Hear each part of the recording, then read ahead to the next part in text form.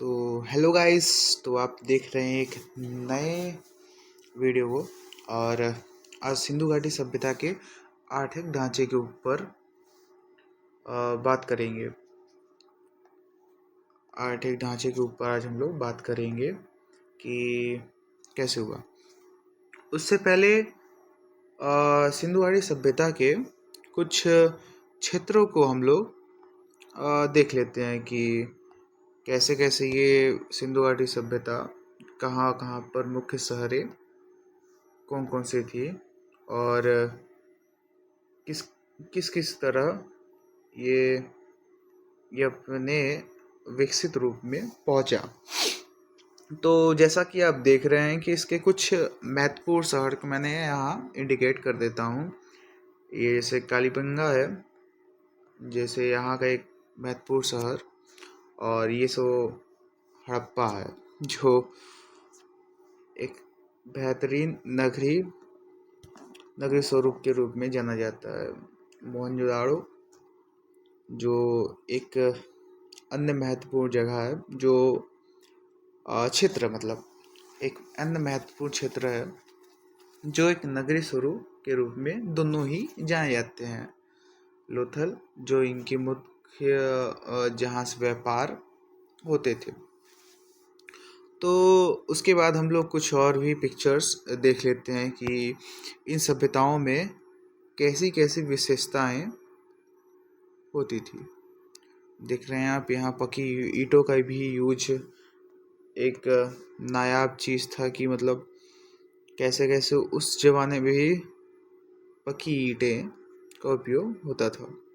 ये उत्खनन द्वारा प्राप्त हुई हैं, तो ये प्रमाणिक है। और कुछ और चीज़ों के बारे में भी हम लोग डिस्कशन कर लेते हैं। जैसे एक टाइमलाइन के तौर पे भी आप लोग को दिखा देते हैं कि मतलब कैसे कैसे कहाँ कहाँ तक ये सिविलाइजेशन फैला हुआ था। मतलब कुछ धुंधला पिक्चर है। और कुछ यहाँ पे जो प्राप्त मूर्तियाँ हैं,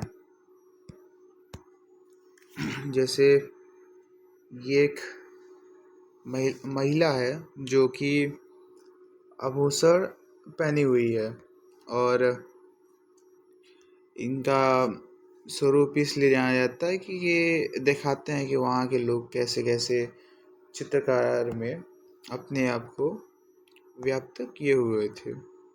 वहाँ से कुछ मूर्तियाँ भी प्राप्त हुई हैं, जैसे कि आप लोग देख सकते हैं। ये एक महत्वपूर्ण मूर्ति में से एक है जो वहाँ से सिंधु घाटी क्षेत्र में से प्राप्त हुई है। और विद्वानों का मानना है कि शायद ये ईश्वर भी हो सकते हैं उस समय के, और बहुत सारे विद्वानों का मानना है कि शायद योगी सन्यासी भी हो सकते हैं। जैसा आप लोग को लग रहा है कि कुछ भी हो सकते हैं।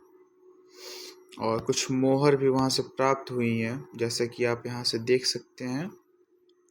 जो वहाँ की मोहरें हैं, एक बैल है और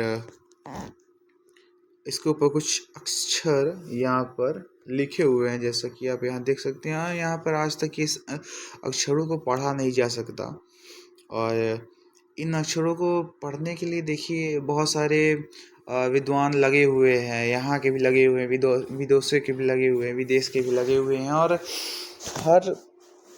हर चीज़ का बस एक ही समाधान है यहाँ पर कि अनेक खुदाइयाँ होती रहें, जिससे कि शायद हमें आगे चल के इन अक्षरों को, इन शब्दों को पढ़ने में आसानी हो, और इन अक्षरों को पढ़ने में आसानी हो, जिससे कि ये कहा जा सकता है कि ये किस तरह से लिखी गई हैं। आप लोग को और कुछ भी दिखाते हैं। देखिए, जैसे ये यहाँ भी कुछ अक्षरों को लिखा गया है, और विद्वान आज भी इन अक्षरों को नहीं पढ़ पाते। बहुत सारे विद्वान लगे हुए हैं इस चीज़ में कि कम से कम इन अक्षरों को देखा जा सके। और माना जाता है कि उस समय जो इनका सबसे महत्वपूर्ण पशु था। सबसे महत्वपूर्ण पशु वो था वहाँ यहाँ का एक बैल। एक बैल था। तो इस तरीके से ये रखा जाता था। और कुछ दूर के एरिया भी देख लेते हैं कि देखिए जैसे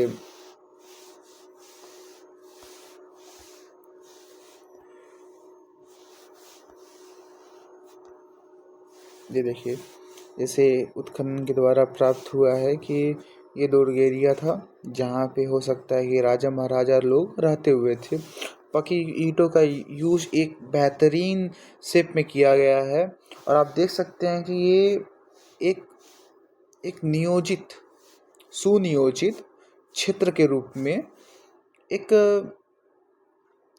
अदृश्य मतलब एक बेमिसाल एक लाजवाब नियोजन का स्वरूप प्रदर्शित करता है, शहरी स्वरूप प्रदर्शित करता है। अब उस समय के लोग इतने बेहतरीन थे कि कहाँ कहाँ पे सड़क जानी है, कहाँ से लोग अपने आप को सिक्योर कर सकते हैं, किस तरह से पानी को उपयोग कर सकते हैं और अपने घरों में वहाँ पर लगाए हुए अनेक सारे चीज़ें कैसे देख सकते हैं कि ये देखिए कुछ और जैसे ये बोला जाता है कि ये अपने शिव जी का फोटो है जो कि अलग अलग यहाँ जानवर हैं और यहाँ पे कुछ उनकी लिपियों में लिखा गया है जो आज तक विद्वान नहीं पढ़ पाए जैसा आप लोग जानते हैं।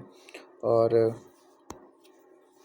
इसलिए मैंने आप लोग को ये सब दिखा दिया कि आप लोग जब ये चैप्टर मेरे साथ पढ़िए तो ये देखते रहिए कि कैसे कैसे इन क्षेत्रों का विकास हुआ और क्या ये कैसे हो सकता है कि इतना इतना डिज़ाइनदार जो नियोजित शहर था वो पतन हो गया, उसका पतन हो गया। देखिए कितना अच्छा नियोजन है और कितना अच्छा स्वरूप दिया गया है। ये उत्खनन के द्वारा प्राप्त हुआ गया है। ये सब चीज़ उत्खनन के द्वारा प्राप्त हुआ है। तो अब आज इस वाले चीज़ में आप लोगों ने देखा है इस वाले वीडियो में कि कैसे सिंधु घाटी सभ्यता में किस तरह से